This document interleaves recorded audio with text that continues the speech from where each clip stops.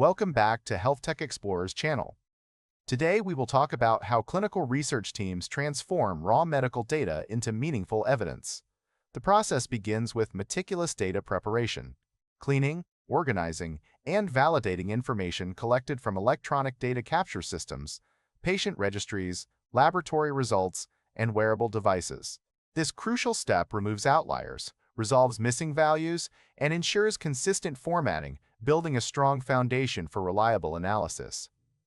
Once the data is ready, descriptive statistics summarize the study population by highlighting averages, ranges, and frequencies.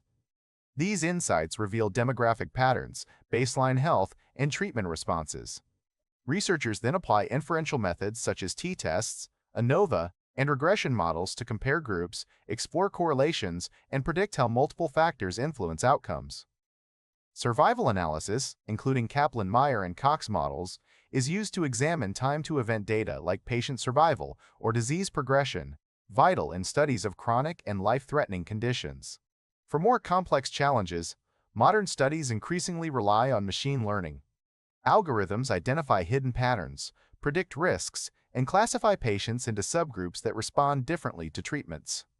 Advanced tools like decision trees, support vector machines, and neural networks help analyze high-dimensional data.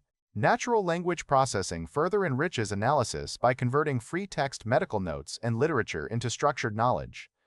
Every step is carefully documented, peer-reviewed, and supported by visualizations to ensure transparency and reproducibility. Statistical analysis plans are prepared in advance, guiding the work from start to finish.